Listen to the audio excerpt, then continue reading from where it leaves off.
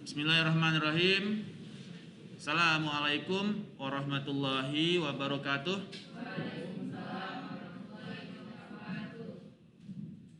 Bertemu dengan kelas Financial Intermediaries, perantara keuangan.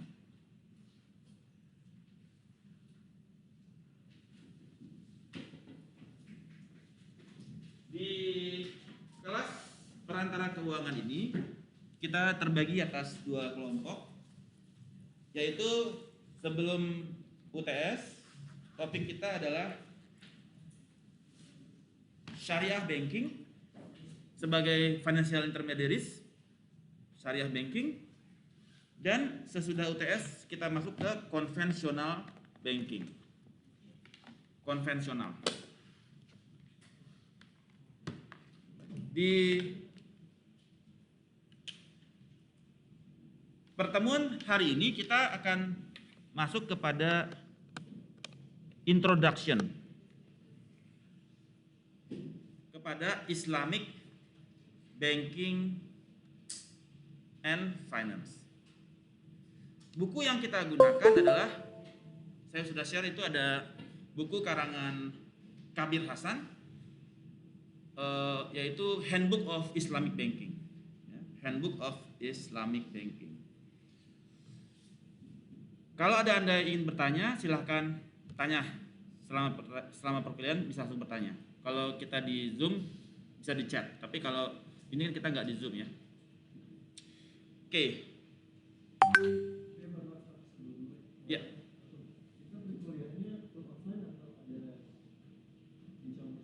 Sepertinya full offline ya. Sepertinya ya, full offline. Atau selang-seling, saya juga kurang tahu. Nanti kan bisa cek sendiri ya. Kita ngikutin jadwalnya kampus saja.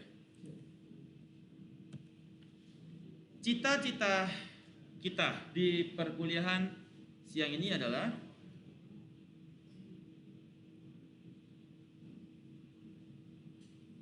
Anda memahami teori of Islamic banking. Yang kedua, Anda memahami the operation of Islamic banking. Yang ketiga, Anda dapat mengidentifikasi produk-produk yang ditawarkan oleh Islamic banking. Yang keempat, Anda bisa mengevaluasi performance of Islamic banking dan menganalisa issues dan problem yang dihadapi oleh Islamic banks.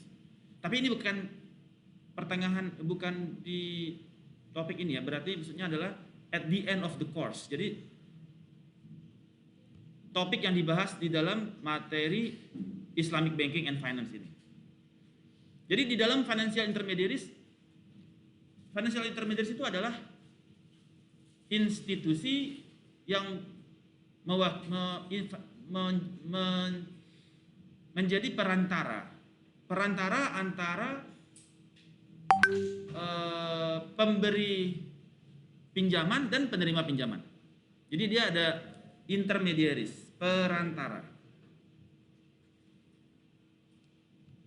antara penabung yang memberikan uang ke bank, menyimpan uang di bank, dan uangnya di lending dipinjamkan kepada debitur, peminjam uang.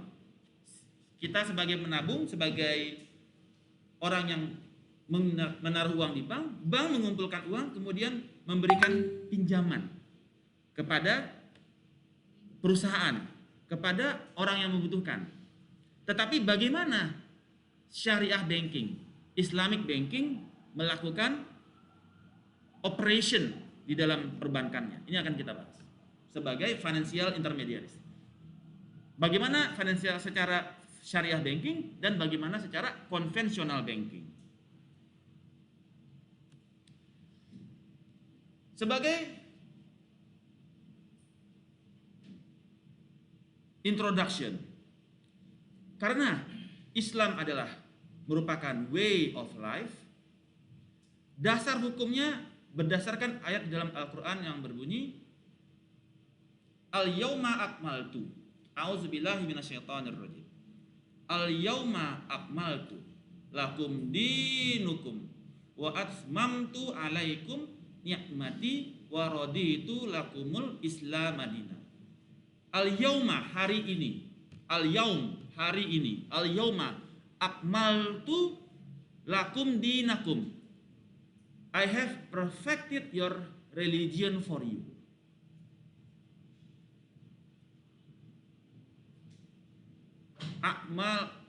Al-yauma akmaltu lakum dinakum wa atmamtu, dan I have completed alaikum kepada kamu semua nikmati, nikmatku, wa raditu lakumul Islam madinah, dan I have chosen Islam as your way of life.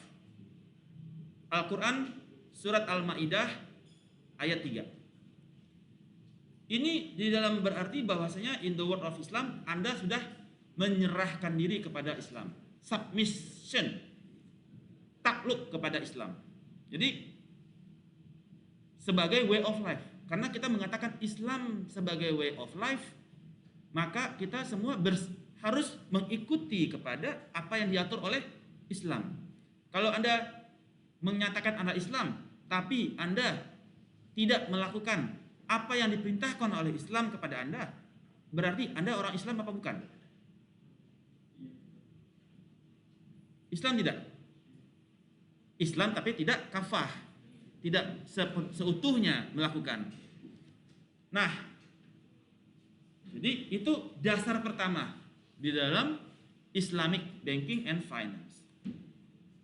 Di dalam Islam, segala sesuatu di dalam Islam ada dua kategori. Yang pertama ibadat, yang kedua adalah muamalat. Apa bedanya ibadat dan muamalat? Sebagai dasar hukum kita kepada syariah banking ya. Apa dasar hukumnya ibadat dan apa hukumnya muamalat? Di dalam ibadat, segala sesuatu adalah haram.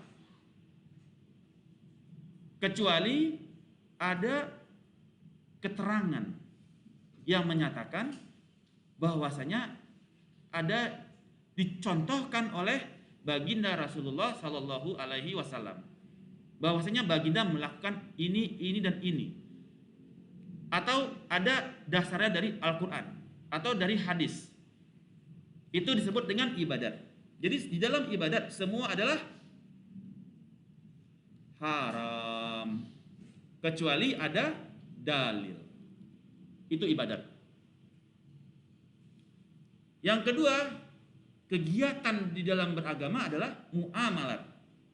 Di dalam muamalat semua adalah halal kecuali ada dalil yang mengatakan haram.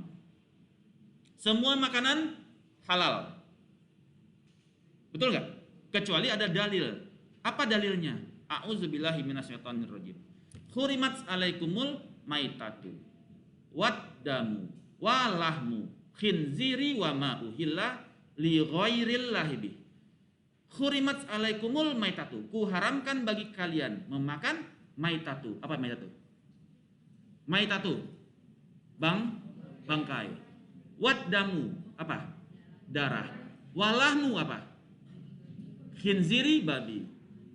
Wa ma uhilla, dan segala sesuatu li ghairillahi bih, yang disembelih tidak atas nama Allah. Jadi seluruhnya halal kecuali maitatu waddamu walahmu khinziri wa ma uhilla li ghairillahi bih. Jadi segala itu disebut dengan muamalat, semua halal kecuali dalam ibadat semua haram. Segala sesuatu yang tanpa dalil disebut bid'ah. Bid'ah itu semuanya dolalah. Dolalatun fin nar, masuk neraka. Jadi kalau Anda mengerjakan sesuatu tanpa dalil, masuk neraka. Jadi kalau Anda beribadat tidak ada dalil, bikin-bikin sendiri, berinovasi membuat ibadat, itu bid'atun dolalah. Dolalatun finnar, masuk neraka.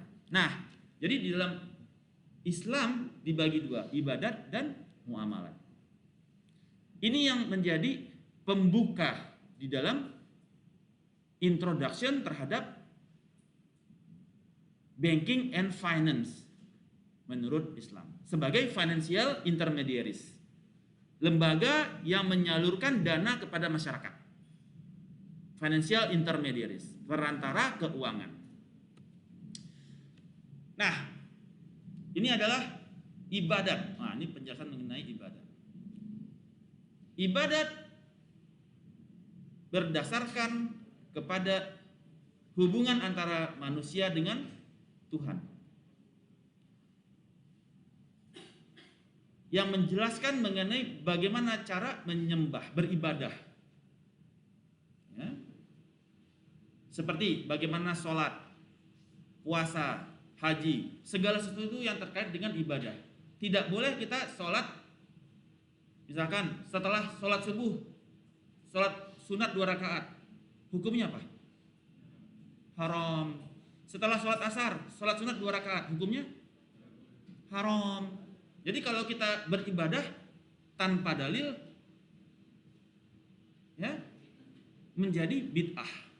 Bid'atun dolalah, dolalatun finnar, bikin-bikin sendiri. Itu terkait ibadah. Muamalah adalah hubungan kita dengan people, manusia. Ini refer to the conduct one has with fellow human beings, kepada sesama manusia, ya, terkait dengan hukum pidana, hukum perdata, ya, bekerja, hukum menikah, transaksi bisnis, partnership dengan company-company lain, bagaimana hukum jual beli. Islamic finance and banking berada di dalam kategori muamalah, terkait dengan hubungan kita dengan manusia. Ada jual beli, ya, marriage, menikah, kemudian membuat partnership, merger, acquisition, business alliance, itu terkait dengan muamalah. Kita harus memastikan bahwasanya itu dilakukan dengan syariah prinsipal. Itu muamalah.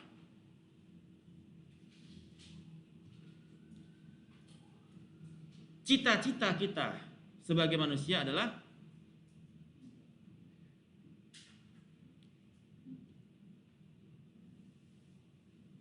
untuk liya'budun, menyenangkan the Almighty God.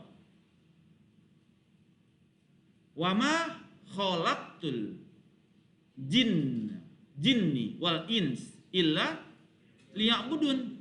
Tidak kuciptakan jin dan manusia kecuali untuk beribadah kepadaku. Jadi tujuan kita hidup dunia apa? Illa liya'budun.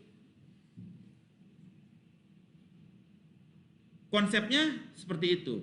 Ada yang melenceng, ada yang melawan, ada yang bermaksiat dan lain sebagainya. Berarti dia objektifnya sebagai manusia tidak lagi illa liya'budun. Inilah yang menjadi dasar terhadap ibadat dan muamalat. Wa ma khalaqtul jinni wal ins illa liya'budun. Kecuali untuk beribadah, menyembah kepada Allah. Nah, sampai di sini ada pertanyaan? All good? Jadi kalau di dalam bahasa Arab khalas jami'an, jawabannya apa? Salah. Fahimna. Khalas jami'an, fahimna. Kalau tidak mengerti apa? La tafham. Benar ya? La tafham ya. Di sini ada kelas nahwu shorof enggak? Enggak ada ya? Dulu pernah ada? SMP ikut nahwu. Wah, bagus tuh. Jadi wazan-wazan udah hafal semua ya? Udah lupa semua.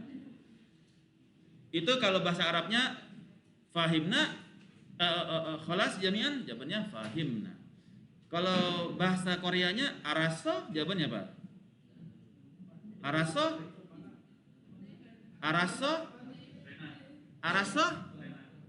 Salah. Arasoyo. Kalau bahasa Jepangnya wakarimaskah? Jawabannya apa? Wakarimasu. Pakai se. Wakarimasu. Kalau bahasa Urdu, samaj aihe. Do you understand? Samaj aihe. Jawabannya aihe. Ya. Kalau tidak mengerti apa? Nehi samaj aihe. Nehi pakai geleng-geleng ya. Nehi samaj aihe. Geleng-geleng. Samaj aihe, geleng juga dia ya. Nah, oke. Jadi kalau bahasa Itali, kalau saya tanya capish, ngerti jawabannya apa? Pronto. Pronto. Pronto, pronto. Capish, pronto. Oke.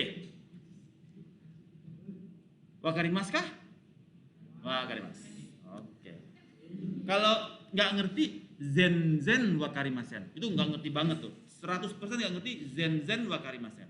Kalau ngertinya dikit, sukoshi wakarimasu. Sukoshi. Dikit. Sukoshi wakarimasu. Ya, sukoshi. Oke. Good, kita lanjutkan. Jadi setelah kita memahami bahwasanya kegiatan di dalam agama adalah ibadat dan muamalat, maka ada turunannya yaitu hukum syariah, Islamic law yang disebut dengan syariah. Ada namanya bank syariah. Bank syariah itu adalah bank yang mengikut kepada hukum Islam. Maka disebut bank syariah. Asuransi syariah. Ya. Pacaran syariah. Nah, bagaimana pacaran yang mengikut hukum Islam, ya kan? Gua pacarannya syariah, kagak pegang tangan, ya kan? Hah? Nggak pegang tangan, ya kan? Jadi kalau daripada pegangan tangan lebih baik ditusuk oleh pedang, kan gitu hadisnya. Ya. Jadi kalau Anda pegang tangan pacar gitu ya, itu udah ditusuk pedang berapa kali tuh? Ya. Syariah adalah set of rules. Hukum-hukum yang includes and clarify hak dan kewajiban, obligation, prohibition yang dilarang, recommendation, ya, actions. Apa saja yang di dalam hukum syariah itu. Jadi ada hak, kewajiban, dan larang-larangan. Ya. Terkait di dalamnya etika, perilaku, hukum, public life, social life, economic life, politik, semua diatur oleh Islamic law. Kalau di kita kitab-kitab undang hukum pidana, hukum perdata, ada KUHP, ada KUH pidana, ada KUH perdata. Kalau di dalam Islam ada Islamic law, hukum Islam, yaitu syariah. Dasar dari hukum Islam ini atau Islamic law ini adalah Al-Quran dan Sunnah. Dan sumber yang ketiga adalah ijma ulama, konsensus para ulama, dan ijtihad, juristic decision. Jadi kita berijtihad. Mana yang kira-kira yang paling baik di antara semua hukum-hukum ini. Jadi kita bisa berijtihad. Ijma ulama, konsensus. Fatwa MUI itu ijma ulama. Fatwa dari MUI merupakan ijma. Kemudian bagaimana basis dari Islamic Banking and Finance? Jadi kalau kita lihat secara bagan decision tree-nya, syariah itu terdiri atas ibadah dan muamalah. Ibadah, bagaimana kita beribadat kepada Allah. Muamalat, bagaimana kita hubungan antar manusia. Di dalam hukum syariah, law of Islam ini, untuk ibadah terdiri atas 5 pilar rukun Islam: syahadat, salat, zakat, puasa, dan haji. Itu yang diatur di dalam ibadah, yang merupakan kategori ibadah, 5 pilar. Dan itu diatur menurut Al-Quran dan hadis. Muamalat ada politik, sosial, dan ekonomi. Ya. Untuk ekonomi ada banking and financial activities dan non-banking, seperti insurance. Seperti syariah banking, ada syariah insurance. Nah, itu di luar banking ada misalkan insurance. Nah, ini bagan terhadap Islamic banking and finance.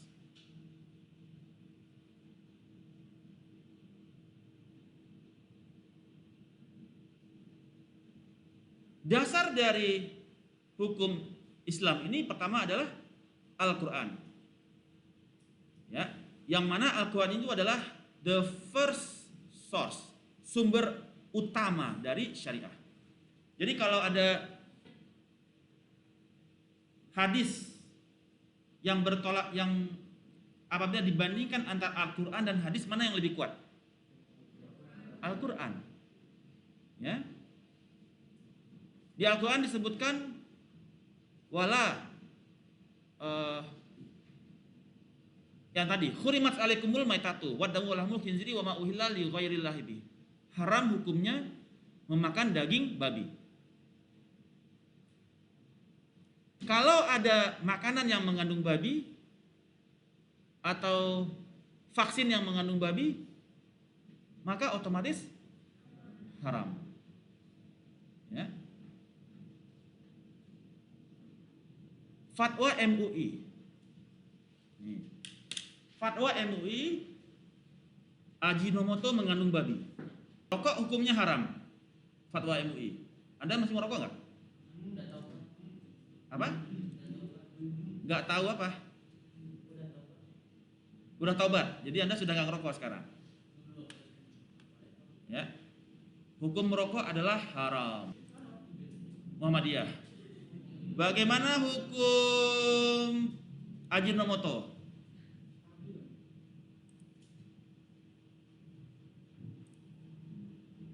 Ya, produk MSG menggunakan baktosoiton, mengandung, ujungnya aja deh, kesimpulannya adalah produk MSG Ajinomoto menggunakan baktosoiton adalah haram. Anda Ajinomoto, fatwa MUI ini belum pernah dicabut sampai sekarang. Jadi yang mau makan mecin, concern kita kepada ijma ulama. Jadi saran saya, stop makan MSG. Kalau Anda pergi ke restoran, tanya dulu, Pak, ini pakai MSG nggak? Pakai, pindah restoran yang lain. Karena Ajinomoto fatwanya haram. Bagaimana kita tahu itu dia pakainya Royco, Sasa? Dia bukan yang tukang masak. Jangan-jangan dia masaknya pakai Ajinomoto. Sehari berapa mecin, berapa kilo Pak? 2 kilo sehari. Anda pergi ke rumah makan Padang yang paling kecil, sehari 2 kilo mecin. Anda makan tuh tiap hari. Padahal fatwanya udah jelas di sini, haram. Oke? Saya bukan nakut-nakutin ya. Memang udah ada fatwa. Rokok hukumnya? Fatwanya rokok, hukum rokok. Kita lihat di bawah. Ya, Anda baca aja di sini, haram apa enggak?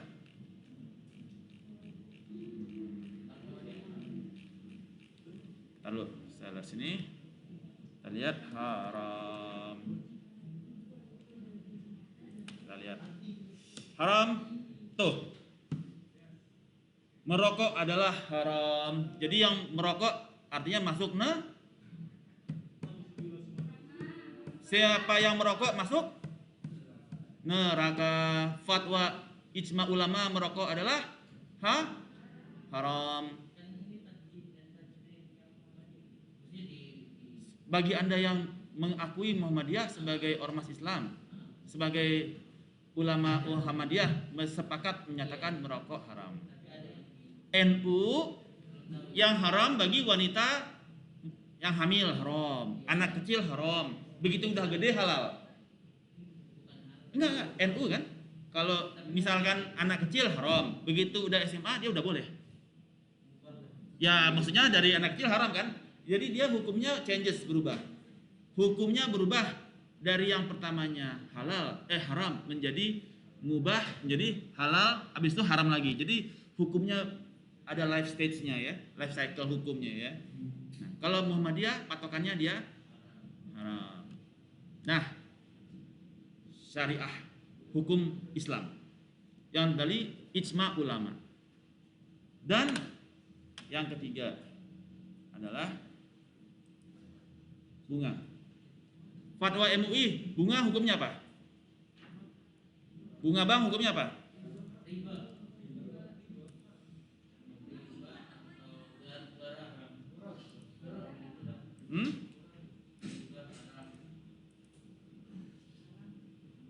Riba adalah dosa besar, kabair. Bagaimana hukumnya? Oke. Bunga bank hukumnya haram. Jadi fatwa MUI, bunga uang. Jadi ada nabung, dapat bunga, fatwanya adalah haram. Ya. Nah, inilah yang menjadi haram. Ini yang menjadi concern dari kita sebagai umat Islam. Yang bertentangan ini Pak Wakil Presiden Ma'ruf Amin yang menyatakan bahwasanya pertama hukum bunga adalah haram. Jadi oleh Pak Ma'ruf disampaikan ini termasuk dalam riba nasiah, bentuk riba dan haram hukumnya. Nah, apabila yang belum punya, yang masih bekerja di bank konvensional, disarankan untuk keluar. Tapi yang belum ada kantor syariahnya diperbolehkan melakukan, masih di sana masih boleh karena belum ada kantornya ya, belum ada kantor bank syariah di situ misalkan. Tapi kalau udah ada bank syariah, diutamakan ke bank syariah, bekerja ya. Kalau yang belum ada bank syariah, di situ tidak ada bank syariah, misalkan kerja di Singapura, nggak ada bank syariahnya, ya nggak ada bank syariah misalkan. Ya.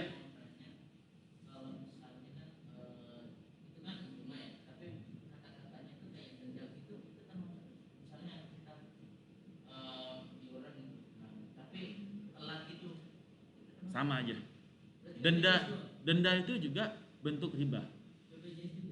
Ya, kan sudah ada fatwa MUI BPJS haram. Sudah ada fatwa MUI-nya.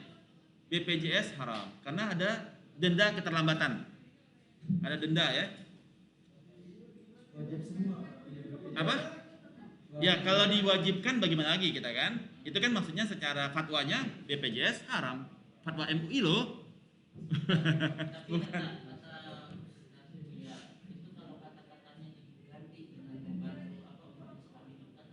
Ya maksudnya kita kan sakleknya fatwa sebagai ijma ulama ya. Itu debatable ya. Tergantung sudut pandang masing-masing aja.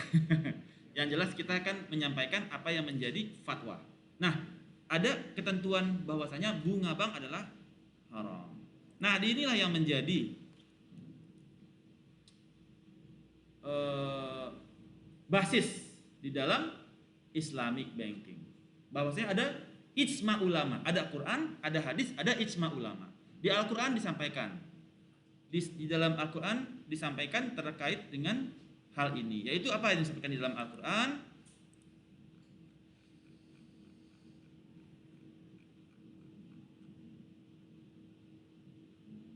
Oke. A'udzubillahi minasyaitonirrajim. Allazina ya'kuluna riba la yaqumuna illa kama yaqumul ladzi yatahabbatuh syayatin orang yang memakan riba tidak dapat berdiri melainkan seperti berdirinya orang yang kemasukan syayatin, kemasukan setan. Ya, jadi itu riba. Kemudian Allah menghalalkan jual beli dan mengharamkan riba. Ya, ayatnya mana nih? Inilah. Kemudian apalagi yang di dalam Al-Quran?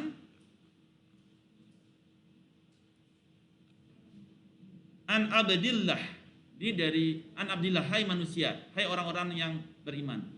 An abdillah qala la'ana Rasulullah sallallahu alaihi wasallam, ini akilar riba wa mu'kilatu,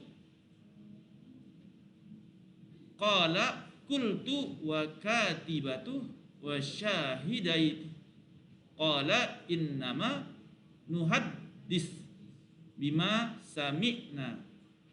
Janganlah kamu memakan riba dengan berlipat ganda dan bertakwalah kamu kepada Allah. Jadi banyak sekali ada beberapa ayat di Al-Quran menjadi dasar, dan hadis Nabi juga mengatakan Rasul melaknat orang yang memakan dan memberikan riba. Ini dari Abdullah an Jabirin qala. Jabir, ini bukan dari Jabir kah?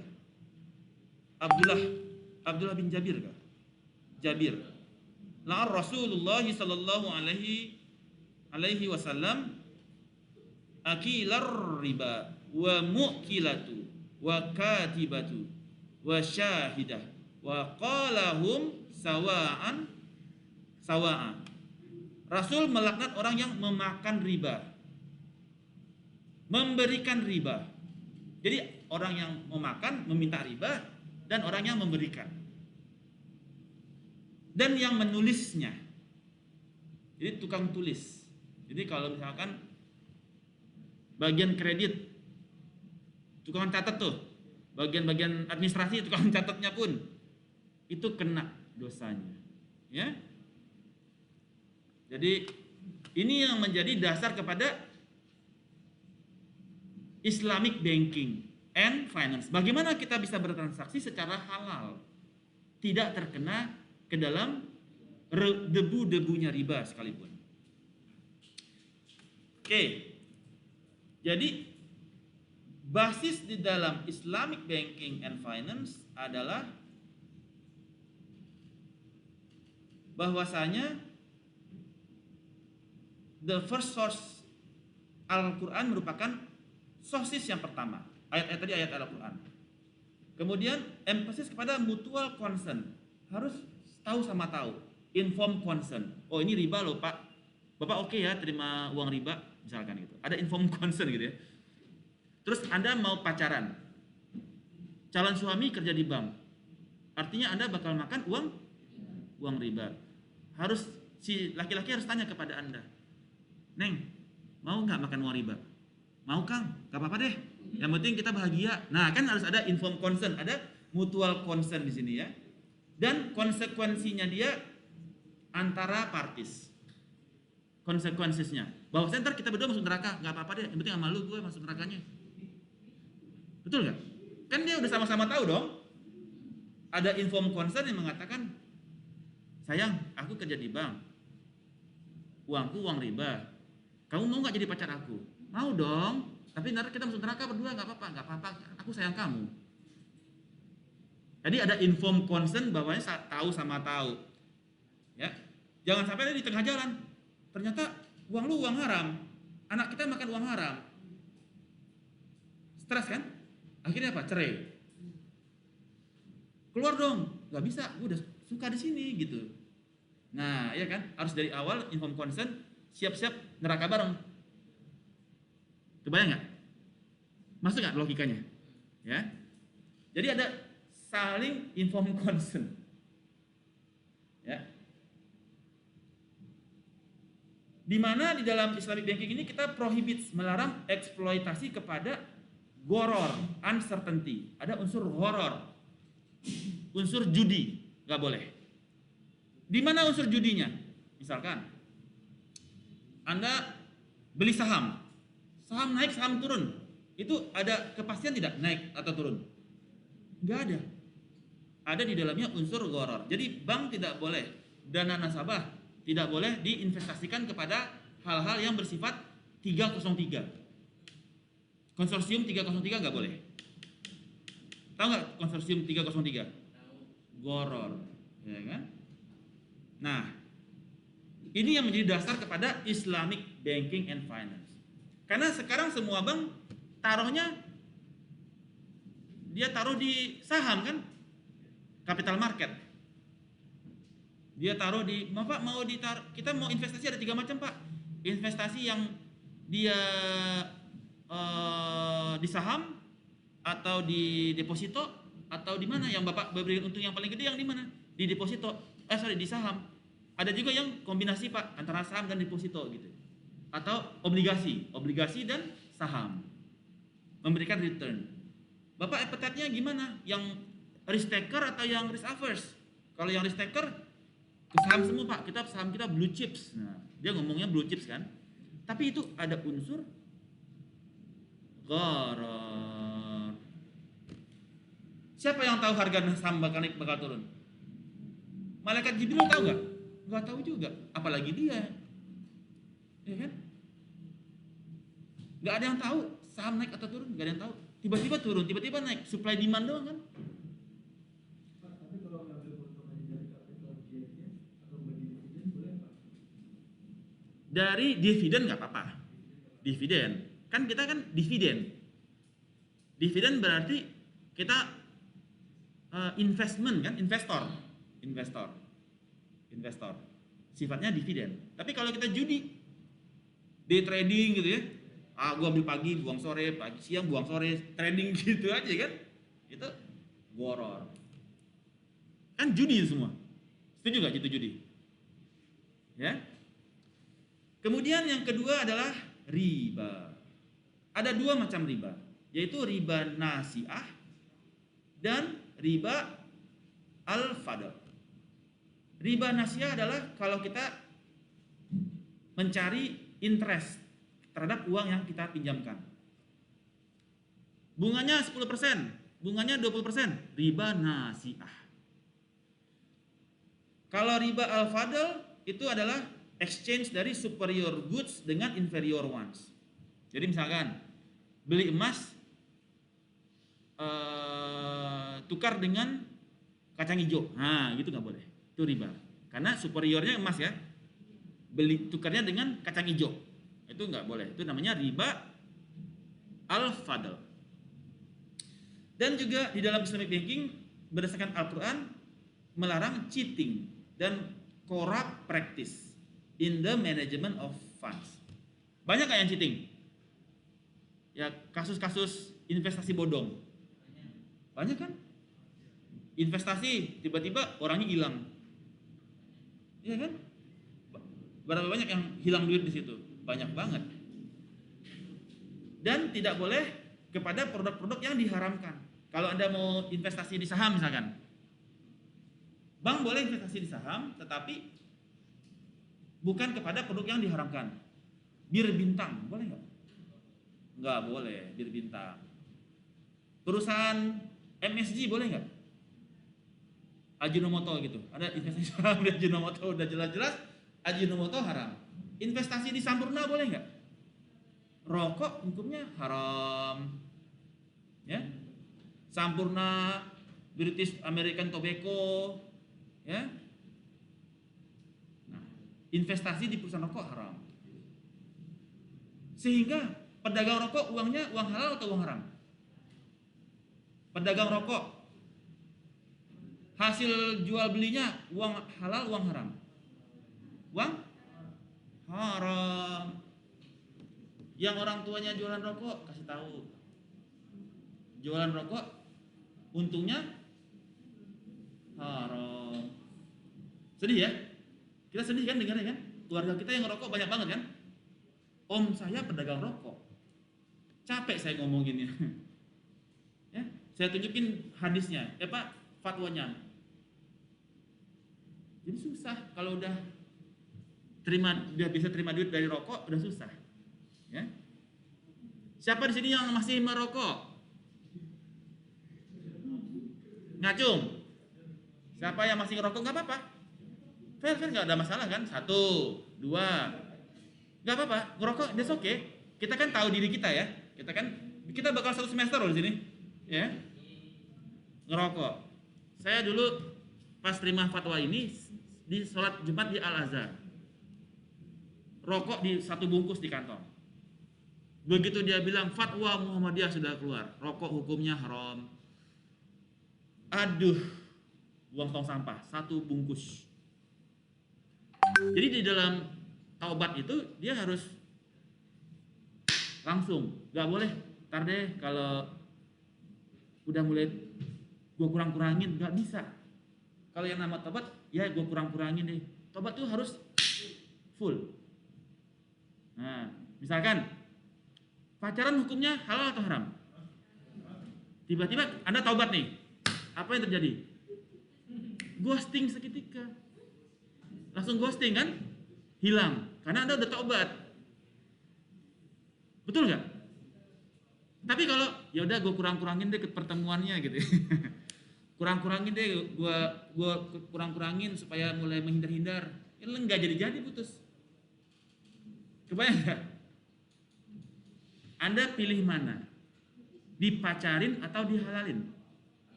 Dihalalin atau dipacarin? Dihalalin. Pilih dipacarin dulu baru dihalalin atau dihalalin dulu baru dipacarin? Nah, itu yang benar. Jadi kalau ada yang ngajak pacaran gimana? Basi.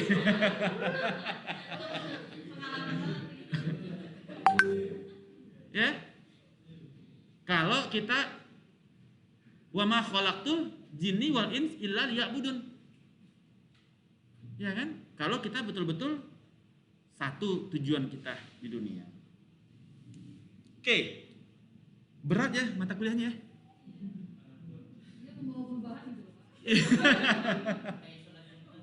Ngeri ya? Ini mata kuliah yang paling berat yang pernah saya handle loh. Saya kemarin kaget disuruh bawa mata kuliah ini sama Pak Yus, saya bilang. Bukan Pak Yus, Bu Iin ya. Serius Bu? Ya kan? Ini materi yang berat loh. Kita 1 semester bahas beginian, stres gak kuliah begini? Stres kan? Guar gitu. Aduh, berat. Ini yang sampai UTS ini terus bahasannya. Lebih dalam lagi, dan Anda akan tidur nyenyak gitu ya. Nah, berikut tadi Al-Quran. Di dalam Al-Quran ini yang dibahas. Di dalam sunnah, Islamic banking berat ini udah. Di dalam sunnah, ini berdasarkan authentic statement dan action dan approval yang diberikan oleh Nabi Muhammad SAW. Di mana sunnah literally itu means way and therefore refer kepada the way of the prophet. Cara hidup Nabi itu sunnah. Ya. Sunnah is collected in many volume of hadith book. Jadi kalau Anda ke perpus di pojokan kanan itu ada Fathul Bari, ada kitab-kitab Fathul Bari, kitab Arba'in, kitab-kitab penuh tuh. Tadi saya baru lihat tadi ya. Saya udah lama sekali gak kesini. Kan kita kan online terus ya. Jadi saya ke perpus tadi sambil nunggu kelas. Waduh, kitabnya banyak banget ya. Itu luar biasa ya. Bagus. Saya tanya, ada yang baca nggak Pak? Nggak ada Pak. Kenapa? Hurufnya huruf gundul semua. Jadi harus pakai nahwu sorof dong saya bilang. Iya. Karena harus punya kemampuan nahwu sorof untuk membaca kitab gundul. Nahwu sorof. Ya. Siapa nama tadi? Risto. Kalau mau belajar ke Risto. Dia dari SMP udah belajar nahwu, udah jadi ana, anta, anti, antuma, antun, antunna. Wazan-wazannya ya. Wazan-wazannya. Belajar ke Risto. Atau Risto minta bikin UKM nahwu sorof. Wah, mahasiswa kumpul baca kitab gundul. Ada teman-teman yang bagus lah itu. Itu sayang sekali tuh buku-buku gak ada yang baca karena huruf gundul semua di stop. Tapi bisa kan baca kitab gundul kan? Sedikit, tapi lupa takutnya kesesatan itu ada lebih baik apa menjaga daripada takut. Tapi ada ilmu, Sedikit lupa. ya jangan sampai lupa, jangan sampai lupa. Ya. Insya Allah. Nah, tapi kalau Anda punya ilmu terus Anda merokok, itu juga orang jadi bingung, goyang nih. Loh, katanya nahunya bagus, tapi masih ngerokok gitu ya. Nah, kurang-kurangin. Jangan kurang-kurangin. Buang. Udah lama. Udah lama nggak? SMP. SMP ngerokok? Oh, oke. Karena apa? Ya Circle. Pertemanan ya. Oke. Nah, source ketiga adalah ijma atau konsensus berupa fatwa MUI. Ya. Dan ijtihad. Ijma refer kepada sebuah kesepakatan have been agreed, disetujui upon early generation of Muslim atau Muslim scholars. Jadi ada konsensus dari ulama-ulama sebelum kita. Jadi ulama-ulama salaf terdahulu, generasi pertama, generasi kedua, generasi ketiga, mereka sudah ijma ulama di situ udah jelas. Kemudian ijtihad merupakan dilakukan oleh para mujtahid, para scholar, para asatid yang nggak ada jawaban nih. Bagaimana hukumnya main Mobile Legend? Nah, karena di dalamnya banyak cewek-cewek pakai bikini. Bagaimana hukumnya main apa yang sekarang yang itu? Fortnite. Apalagi yang sekarang nama game-gamenya? Apa? COD. Bagaimana hukumnya pakai Tinder, micet, segala macam itu? Apakah itu hukumnya halal atau haram? Tergantung niatnya, ya kan? Nah, itu masuk ke dalam ijtihad para asatid, ya. Karena di zaman Nabi belum ada Tinder, di zaman Nabi belum ada Bigo. Bagaimana hukumnya main Bigo gitu ya? Tergantung ya, semua tergantung ya. Tergantung niat ya, niatnya mau ngapain. Apa? Ada auratnya kelihatan semua situ kan? Enggak tahu. Misalkan gitu ya. Udah lama nggak buka Bigo? Oke. Nah, itu menjadi ijtihad. Ya. Sehingga para asatid trying their best untuk menginterpret kepada hukum terkait.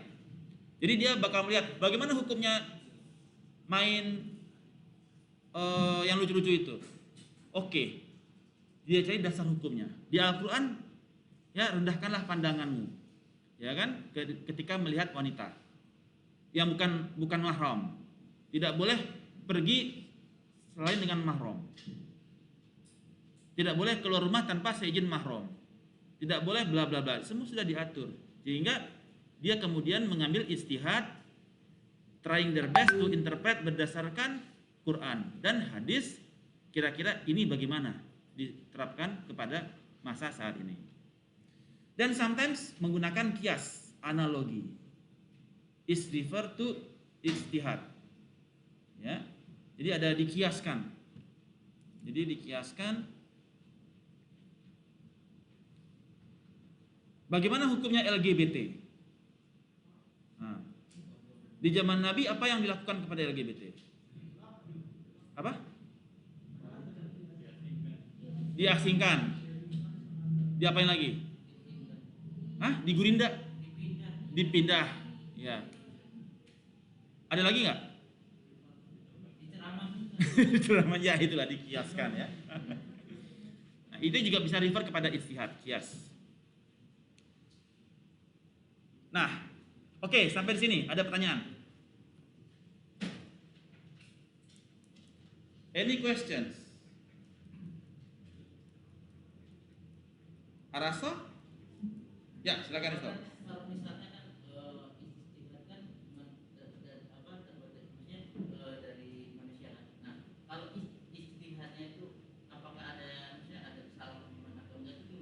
Ulang lagi. Nah, misalnya kan ini Pak kayak fatwa Fatwa. MUI ya. Fatwa MUI. Kalau ada kekeliruan itu gimana Pak? Misalnya, Di fatwanya. misalkan intinya, nah, kan itu kan istilahnya dibuat oleh manusia. Ya. Manusia kan luput dari salah. Nah, kalau Ya. ada fatwa yang keliru, itu gimana untuk memperbaikinya gitu Pak? Apakah Sekarang gini, MUI adalah kumpulan, merupakan fokus group discussion itu loh. Ada beberapa orang ulama yang disepakati memiliki ilmu, mereka berkumpul dan mereka sepakat. Bukan karena mungkin di dalamnya ada yang nggak sepakat, tetapi secara berkelompok, satu kelompok itu mereka sepakat mengeluarkan fatwa ini. Artinya mereka yang tidak setuju pun sepakat, karena mereka sudah satu institusi kan, ada wakil NU, ada wakil Muhammadiyah, ada wakil Persis, ada wakil siapa-siapa gitu ya. Begitu ada isu di masyarakat, bagaimana hukumnya Ajinomoto? Tentu ada yang bilang nggak apa-apa, enak gitu kan. Tapi kan mereka kan kemudian berdiskusi, berembuk, beradu argumen untuk mengeluarkan fatwa tersebut demi kepentingan siapa? Kepentingan kita semua kan. Kalau mereka bilang halal, dosanya siapa yang tanggung bila itu haram? Mereka yang tanggung. Jadi kita sudah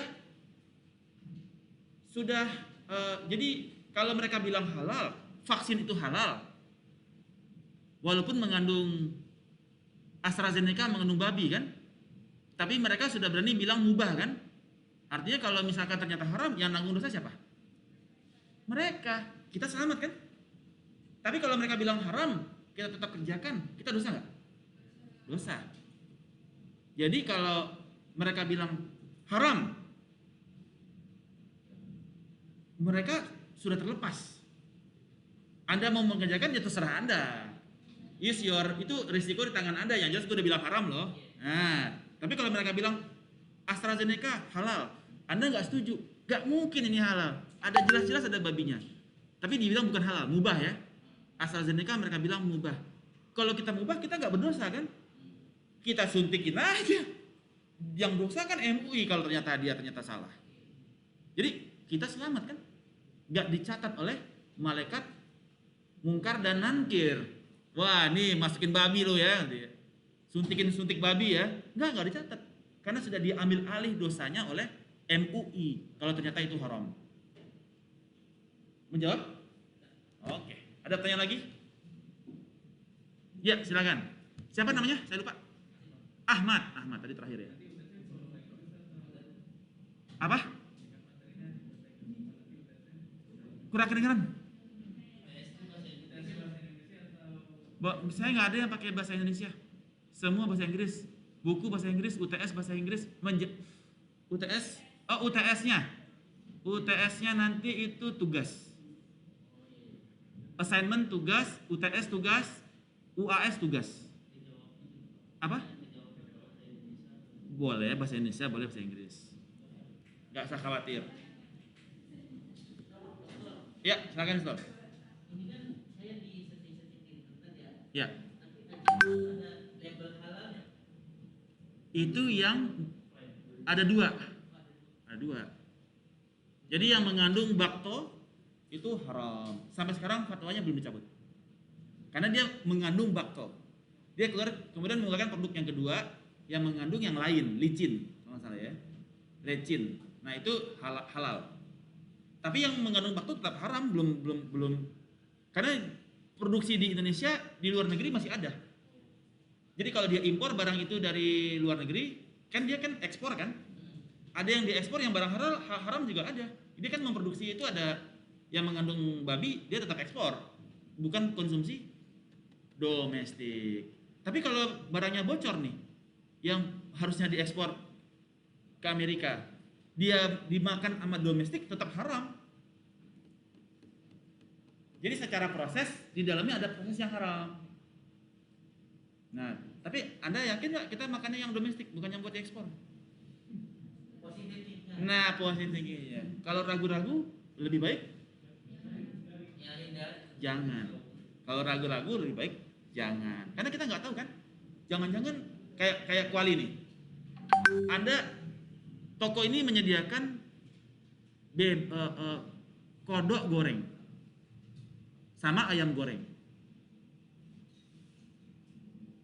Anda pilih order yang mana? Hah? Ayam. Salah. Tidak boleh order di sana. Karena kualinya satu. Ya, kualinya satu. Sendoknya yang gini-gini satu juga. Jadi kalau Anda ke restoran, ada kodok, ada suike di dalamnya, ada lagi ayam goreng, ada lagi ikan goreng. Anda nggak boleh ke toko itu. Karena salah satu produknya ada yang haram prosesnya. Prosesnya satu kuali dong. Masa pindah ganti kuali? Ini kuali yang haram, ini kuali yang halal, mana bisa? Mungkin nggak? Ini kualinya kuali haram, ini kuali halal, ganti-ganti gitu? Nggak mungkin. Kalau dicuci pakai apa ya, kena apa lidah anjing. Harus pakai pasir cucinya kan? Nggak bisa pakai air, pakai pasir 7 kali. Pasti pasir 7 kali, ganti lagi kan nggak mungkin dari setiap ganti ayam pasir, gosok lagi 7 kali gitu kan nggak mungkin. Ya, jadi kalau ada bercampur di dalamnya kodok sama ayam, nggak boleh order. Ini kita bicara di dalam ruang akademik ya. Ya, hidup nggak ada yang baik, baik sedang, baik dikit, baik banget, nggak ada. Hidup cuma ada 2, good or bad. Nggak ada yang kebanyakan manusia itu good banget, good aja, good dikit, good, nggak ada yang bad, semuanya good. Ya kan? Pacaran itu ya good dikit lah gitu ya. Ya kan? Kalau ngerokok itu good dikit, bukan good banget, good dikit. Jadi nggak ada yang bad, semuanya good. Setuju di belakang? Ya kan, good semua kan? Mau ngerokok itu good juga, nggak ada yang bad lah pokoknya. Semuanya dunia ini semuanya good, nggak ada yang bad. Ya, nonton yang lucu-lucu ya good dikit lah itu ya, bukan bad. Ya. Jadi hanya ada 2, good or bad. Dalam perkuliahan hanya ada 2, good or bad. Menjawab ya Risto ya. Ada lagi pertanyaan? Luar biasa nih Risto hari ini, agak ngegas dia. Kemudian origin dan historical overview of Islamic banking and finance. Apa sejarahnya sehingga bisa timbul Islamic banking and finance? Islamic finance dan banking adalah sebuah fenomena. Fenomena lama, old phenomenon. Ya. Kita akan lihat in the early days. Awal-awal terjadinya Islamic banking. Jadi kita pakai mesin waktu, kita putar balik ke zaman dahulu kala, ke zaman perang, masih perang Badar, perang Uhud gitu ya. Dan kemudian kita kembali lagi ke saat ini, modern. Bagaimana itu terjadi? In the early days of transaction dari Islamic banking, pada era kenabian. Pada masa itu kita ada ortodoks khalifah. Khalifat ini khalifah ya. 632 Masehi sampai 661. Ada 4 orang khalifah, yaitu Abu Bakar 632 sampai 634, cuma 2 tahun ya Abu Bakar. Umar 634 sampai 644, 10 tahun Umar. Utsman 644 sampai 56, 12 tahun Utsman. Dan Ali 56 sampai 61 itu 5 tahun. Ya. Jadi kita kembali ke era itu keempat. Nanti kita bahas satu-satu ya. Apa yang terjadi di masing-masing masa. Kemudian kepada noble companion, sahabat Nabi, para sahabat, terdiri dari Muhajirin dan Ansor. Muhajirin adalah mereka yang ikut Nabi hijrah dari Makkah ke Madinah. Para sahabat. Jadi apa yang terjadi? Bagaimana Islamic banking terjadi dari teman-teman Muhajirin dan Ansor. Ya. Kemudian Bani Umayyah dan Bani Abbas. Siapakah Bani Umayyah? Bani Umayyah adalah siapa? Bani Umayyah siapa? Keturunan siapa? Utsman, betul. Siapa itu jawab tadi? Oh, Ahmad, luar biasa. Oh, pemerhati juga nih. Keturunan Utsman bin Affan. Itu Bani Umayyah. Jadi Bani Umayyah, Utsman ini termasuk ke dalam Bani Umayyah. Jadi Utsman memegang pemerintahan Umayyah. Dan Abbasid, Bani Abbas, paman Nabi. Abbas itu paman Nabi ya. Nah, ini adalah yang membuat Islamic State, kekhalifahan Islam. Ya. Yang pertama kali men-issue dirham sebagai alat mata uang, alat tukar dirham. Dengan lambangnya ada bintang dan tulisan Bismillah. Itu dibuat di masa Bani Umayyah. Ya. Kemudian apa yang terjadi? Berisik.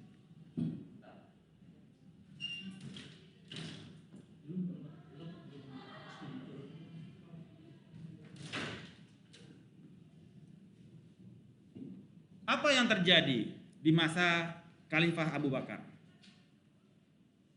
Ketika major economic problem yang terjadi di masa Khalifah Abu Bakar dan bagaimana dia menangani hal tersebut? Ketika pemerintahan Abu Bakar terjadi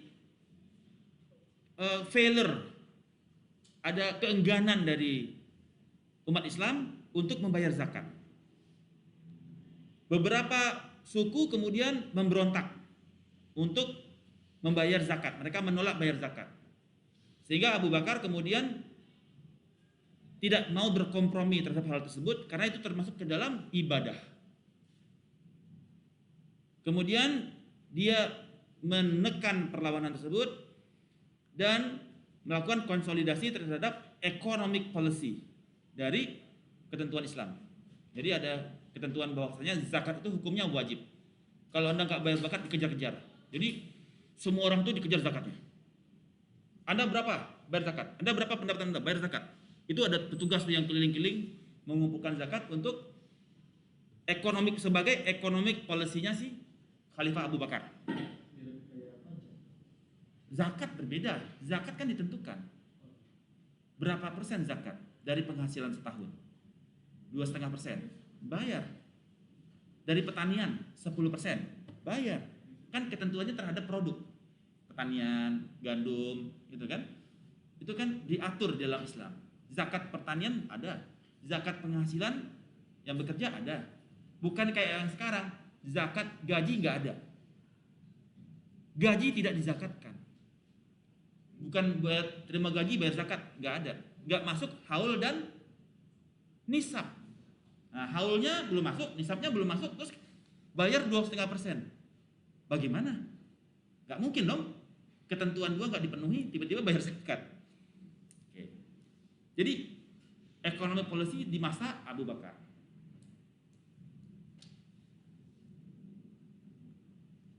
Zakat memberikan kontribusi secara signifikan terhadap wealth circulation, pembagian kekayaan.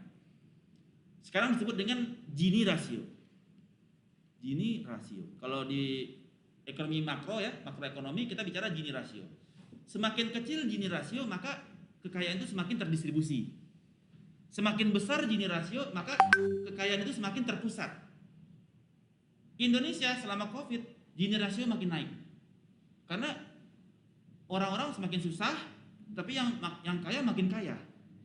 Yang miskin makin anjlok gitu ya. Sehingga Gini rasio kita naik. Ini indikator yang sangat buruk dari sisi makroekonomi. Nah, zakat diterapkan oleh Abu Bakar itu mengakibatkan circulation of wealth itu semakin terdistribusi. Orang-orang yang nggak punya pendapatan, orang miskin dapat uang zakat kan? Zakat, terima zakat mereka. Mereka para ahli zakat. Ada 10 ahli zakat kan? Ada 10. Dan itu menjadi social security. Ya.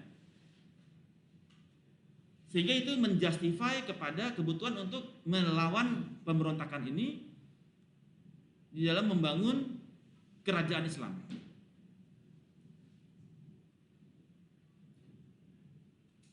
Ya. Inilah yang menjadi major steps yang dilakukan oleh Abu Bakar sepeninggal Nabi untuk menjaga keutuhan kepada kekhalifahan Islam dan menjadi policy dari public finance, kebijakan keuangan yang dilakukan oleh Abu Bakar. Berikut adalah di masa Umar bin Khattab.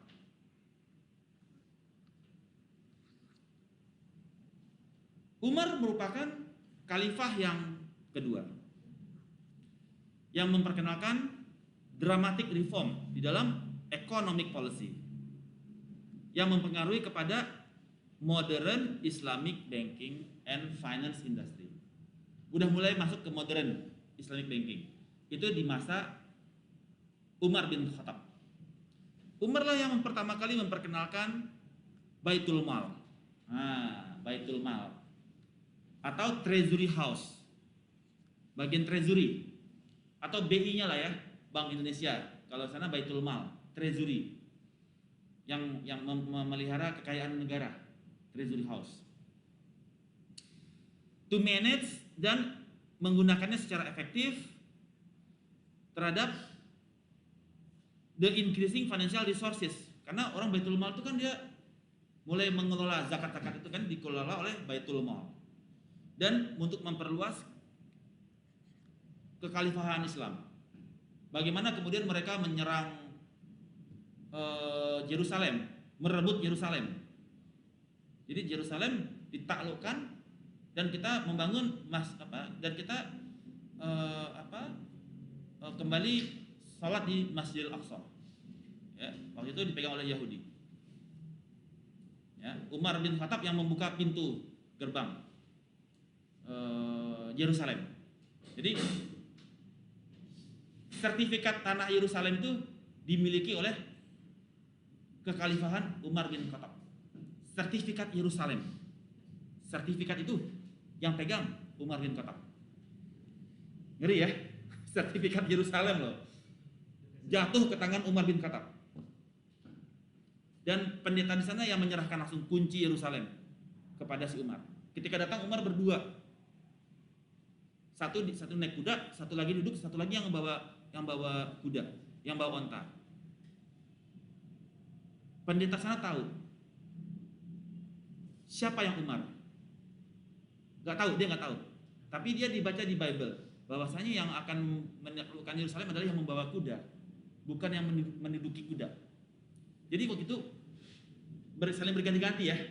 Pokoknya setelah lu naik, gua naik ganti-gantian gitu kan, capek jalan kan. Jadi Umar kebetulan yang bawa kudanya, pembantunya yang duduk. Nah, kunci Yerusalem diserahkan ke Umar oleh pendeta Yahudi. Jadi penaklukan Yerusalem. Kemudian Khalifah Umar decide untuk set up Treasury House di Madinah dan menunjuk Abdullah bin Arqam sebagai pengurus yang menghandle. Dan kemudian responsible untuk managing kepada state economic, including kepada revenue and expenditure. Jadi Treasury House inilah yang mengatur cash flow statement, balance sheet, income statement, mereka yang ngatur. The establishment of this Treasury House merupakan significant milestone in the history of Islamic finance. Ada Baitul Mal di situ. Ya. Yang mempengaruhi kepada modern world. Ya, di mana seluruh policy were formulated and implemented by the treasury house atau baitul mal. Mal itu harta, baitul rumah, rumah harta, treasury house. Mau perang, minta dana ke baitul mal. Ya. Mau penaklukan Iskandaria, minta uang ke baitul mal. Perang menguasai seluruh jazirah Arab, menyerang Eropa, baitul mal. Itu Umar bin Khattab. Ya. Dan seterusnya. Jadi kita cuma sampai 2 dulu. Sampai di sini ada pertanyaan. Araso? Materinya agak berat ya. Oke. Berikutnya adalah kita sampai jam berapa ya? 12 lewat? 15. Masih ada 45 menit. The origin and historical overview of Islamic banking and finance, the era of the Prophet. Jadi ada bermacam-macam transaksi di masa Nabi. Apa saja transaksi yang menjadi yang terjadi ketika masa Nabi, yaitu ada disebut dengan syirkah, partnership, yaitu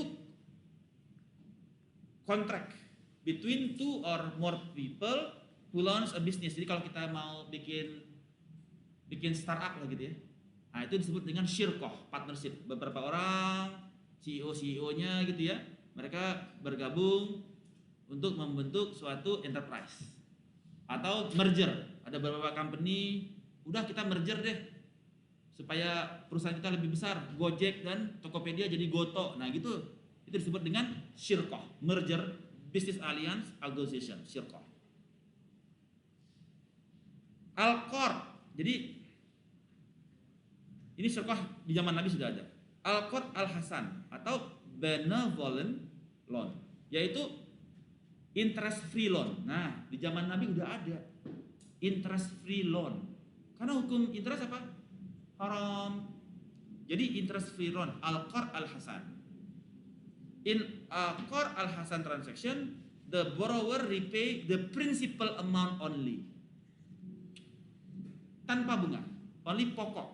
Jadi pinjam 10 bayar 10. Ya, principal amount without interest. Jadi di zaman Nabi udah begini.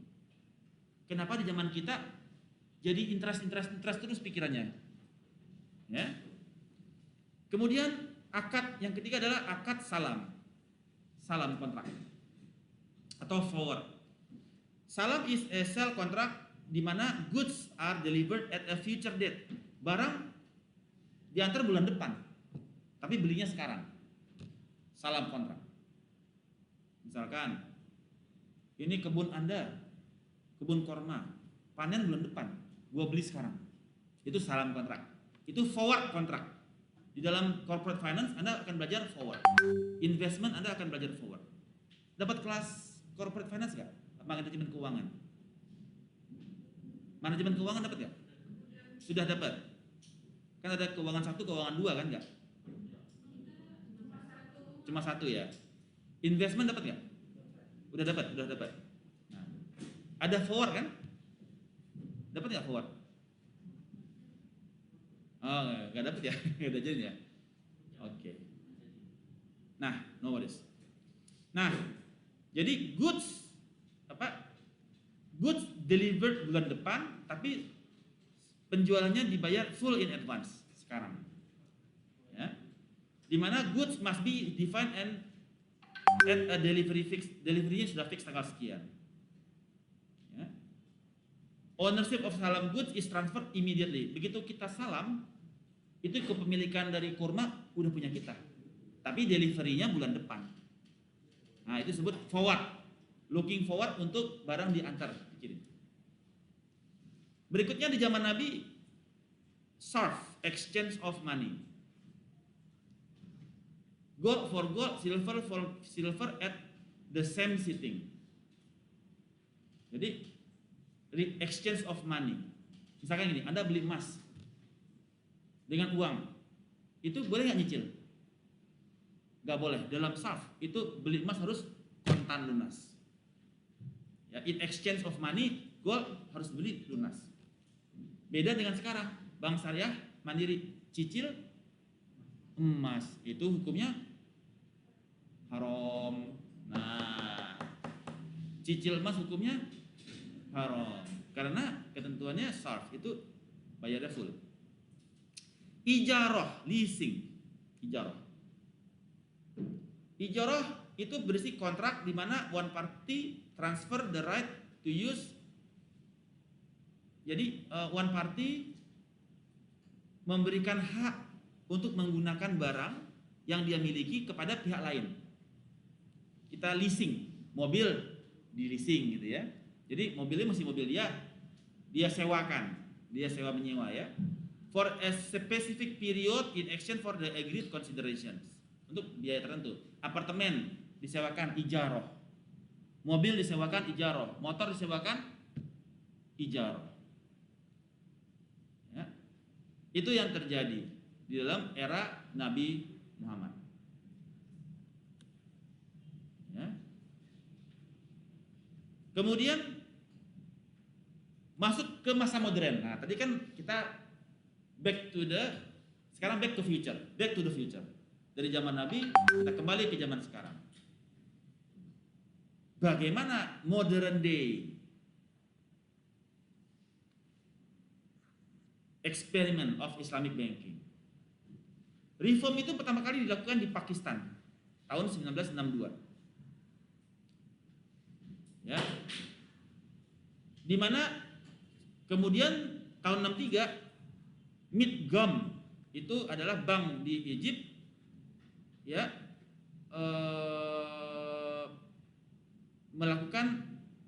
membuat bank di Mesir namanya Midgum tahun 63. Jadi ini di Pakistan ada tahun 62, terus di Mesir tahun 63. Kemudian Malaysia tahun 69 tabungan haji.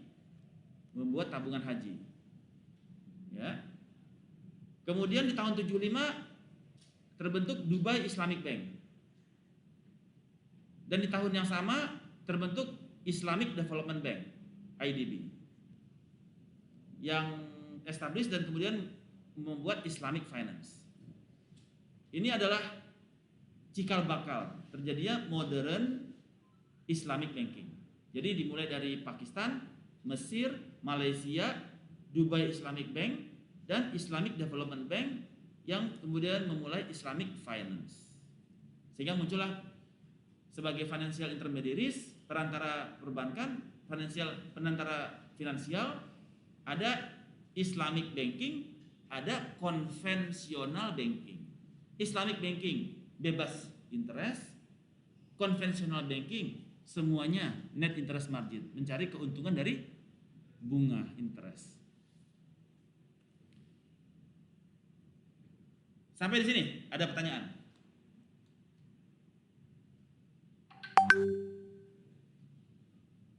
Mimai desu ka? Mimai itu pusing kah? Mimai. Mata kuliahnya muzukasi kah? Susah kah? Muzukasi? Muzukasi, sukosi apa zen muzukasi?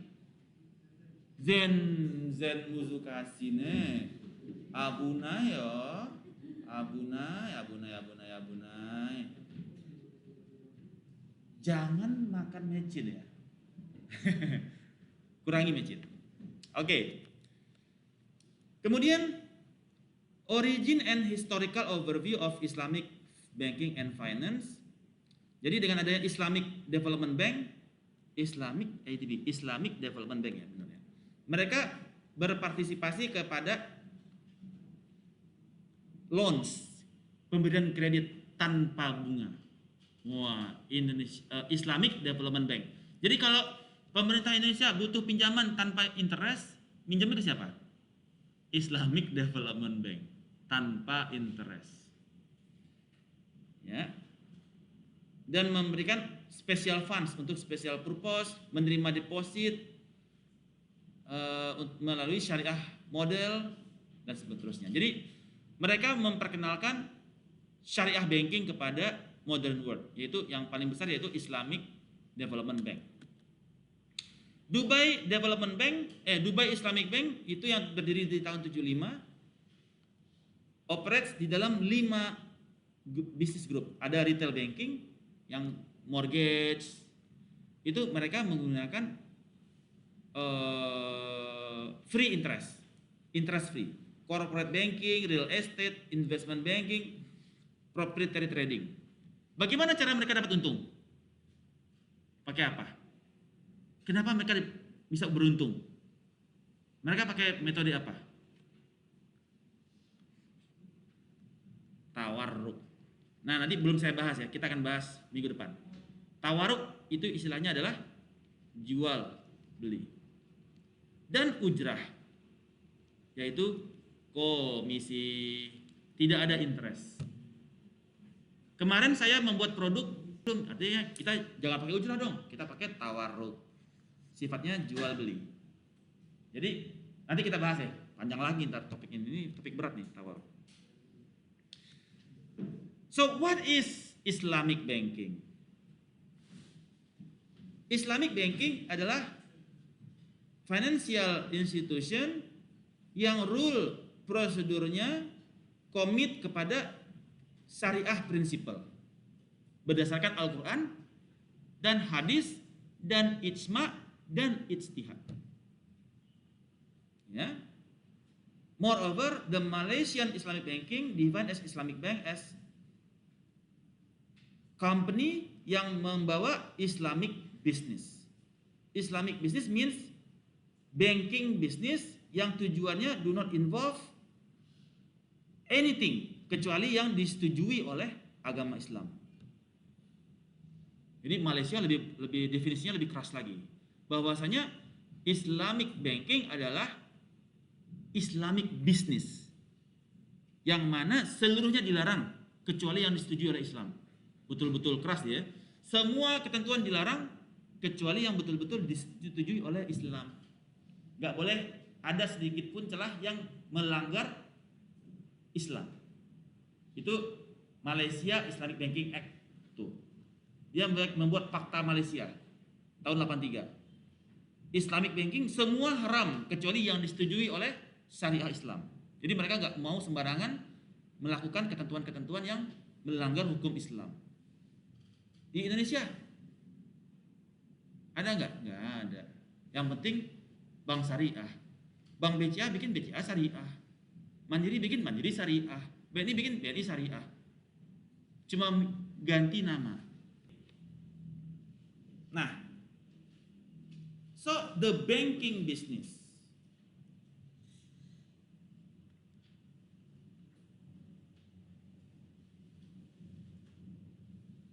Islamic banking dia melakukan prohibition of riba.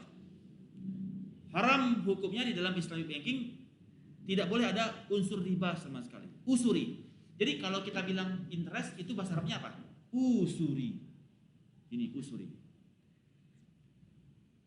Goror. Judi. Ya, atau ketidakpastian. Jadi kalau misalkan main saham gorengan itu udah goror itu. Ya, hobinya main saham gorengan. Ya kan? Saham mana yang lagi digerek ke atas, ikut, gas. Itu gorengan. Goror. Dan hal-hal yang produk-produk yang haram. Investasi ke Ajinomoto. Wah, ini ku sebut nama produk loh, gak apa-apa kan, ada dalilnya kan, gak masalah ya.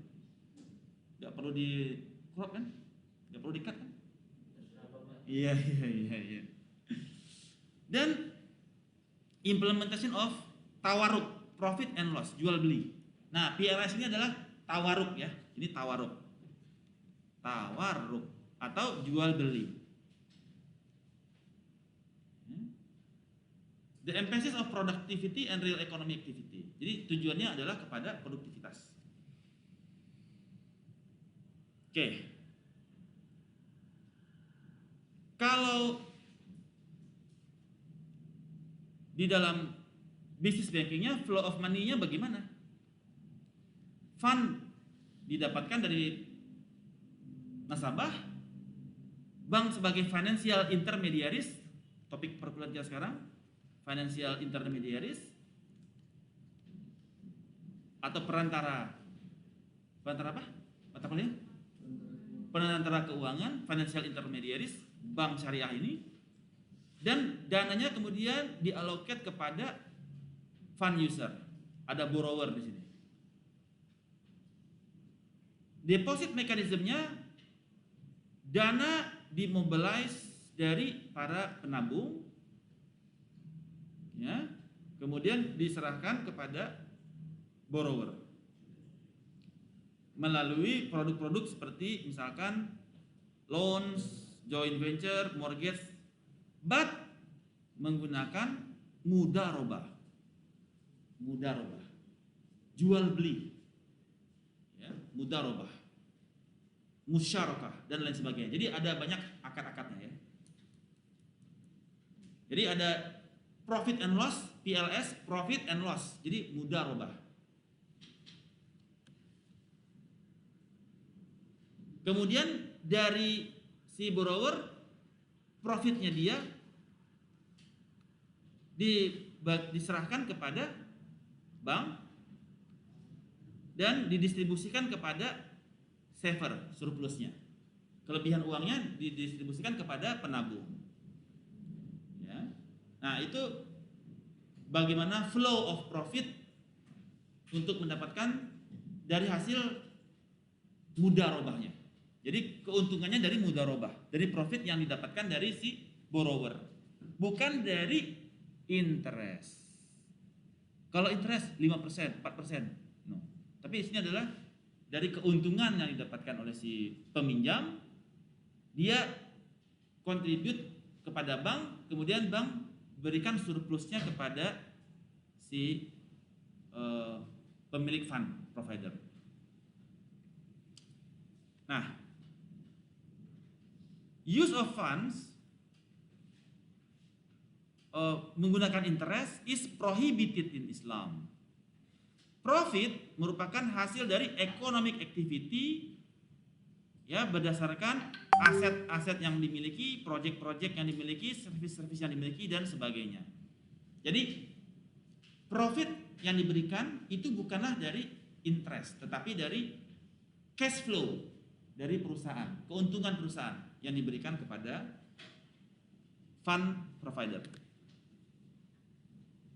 Jadi di dalam hal ini terdapat 6 principle of Islamic banking, yaitu pertama, pengharaman kepada interest atau riba, kemudian profit and loss sharing, mudarobah, berdasarkan tawaruk yang mereka lakukan, jual beli yang mereka lakukan. Ada tawaruk, mereka jual beli, ada keuntungan profit and loss berupa mudarobah yang diberikan kepada fund provider, si pemegang dana, ya. Making money out of money as being unacceptable, atau money from money making money, itu nggak boleh. Bagaimana maksudnya dari money bikin money? Jadi dari pinjamin uang dapat uang nggak boleh. Gue kasih lu pinjaman tapi lu balikin 10% ya, money making money, cannot, unacceptable. Tidak boleh ada speculative behavior, only syariah approved contract yang being acceptable. Syariah approved contract itu akad, ya, banyak macam-macam akad. Ada akad tawaruk, akad ujrah, akad kombinasi antara tawaruk dan ujrah dan sebagainya. Kita akan bahas banyak akad nanti di dalam paruh pertama ini.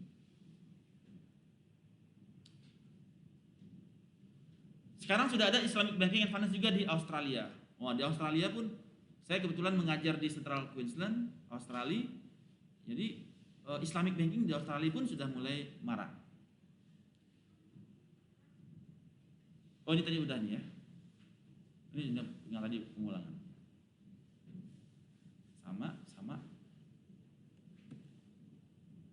Sama, double counting nih. Nah, ada 3 model di dalam Islamic Banking. Pertama adalah fully Islamic Bank, fully flagged Islamic Bank, berarti betul-betul kafah. Hanya yang approve of syariah law, yang dikerjain. Itu fully. Ada lagi yang dia second model of Islamic banking yang dia merupakan subsidiaries. Kayak misalkan Bank Nagari, ada Bank Nagari Syariah. Kalau di Padang itu merupakan subsidiary, unit. Ada unit dari Bank Nagari sebagai bank konvensional, ada unit syariahnya. Nah, itu disebut dengan second model, yaitu bukan berdiri sendiri ya. Yang full Bank Mandiri Syariah atau Bank Syariah Indonesia itu full pledge. Kalau yang second model subsidiary, Bank Nagari Syariah, HSBC Amanah. Itu dia nggak HSBC Syariah, ada Bank HSBC, ada unit HSBC Amanah. Itu unit syariahnya HSBC gitu ya. Ada lagi yang the third model is Islam, whereby division is designed as conventional bank to undertake Islamic banking business. The third model of Islamic banking in practice is an Islamic windows, di mana existing conventional bank itu dia produknya dia modify. Misalkan gini, saya nggak mau tabungan mandiri saya pakai bunga, bunganya dihapus, bisa. Tabungan mandiri saya tanpa terima bunga, jadi saya bisa checklist tanpa bunga. Itu third model. Jadi untuk mengcater supaya nasabahnya nggak kabur, lu boleh nggak terima bunga. Nah, lu BCA misalkan, saya nggak mau terima bunga, klik aja. Jadi kita nggak perlu pindah ke BCA Syariah, tetap di sana, tapi kita nggak terima bunga aja. Nah, menabung doang gitu ya, tanpa terima bunga. Itu bisa. Itu the third model. Pertama, full Bank Syariah Indonesia. Yang kedua, subsidiaries Bank Nagari Syariah, HSBC Amanah. Yang ketiga, ketentuannya tanpa bunga. Dibikin aja tanpa bunga, ceklok gitu. Jadi kalau punya tabungan bank konvensional, tinggal mampir. Tolong saya tanpa bunga, dibuang bunganya. Jadi tiap bulan Anda kena biaya, tapi nggak dapat untung bunga. Nah, biaya bulanan misalkan 5.000 gitu ya. Ya udah potong biaya 5.000 tiap bulan. Tapi kalau ada bunga kan saling nutup ya. Nah. Oke.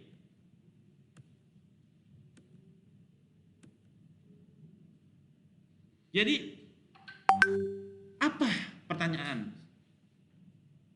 Apa yang menjadi the main source of syariah Islamic law? Holy Quran, Sunnah, dan fikih. Fikih itu adalah yang fikih kaitannya kepada akad-akad. Ada akad tawaruk, akad ujrah ya, fikihnya di situ. Kemudian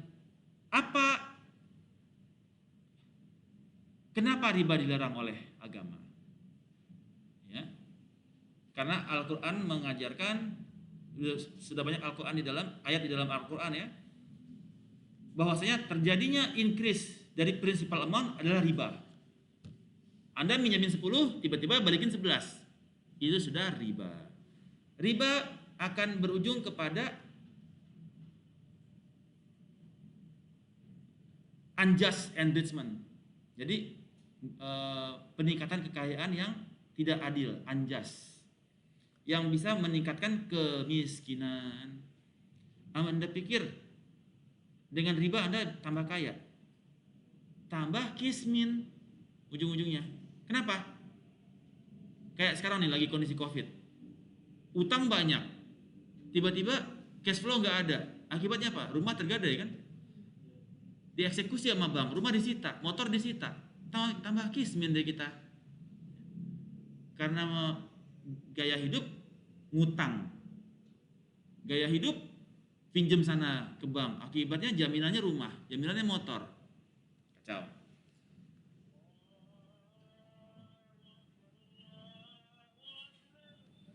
Islam prohibit riba.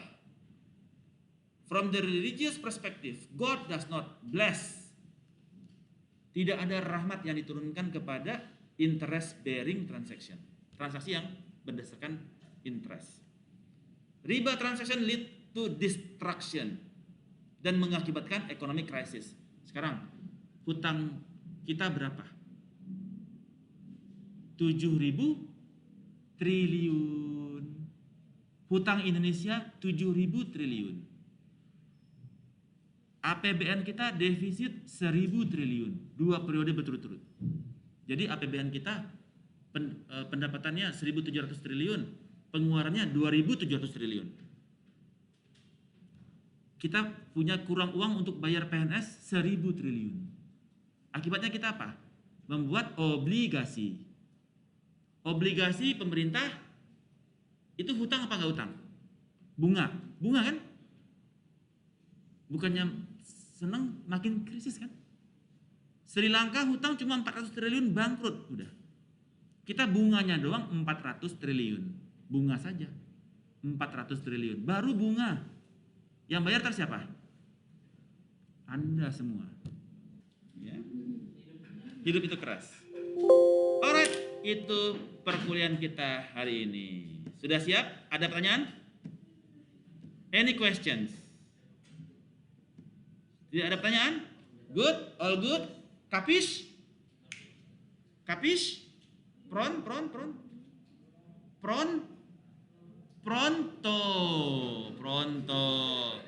Kapis? Pronto. Oke. Kita lanjutkan ke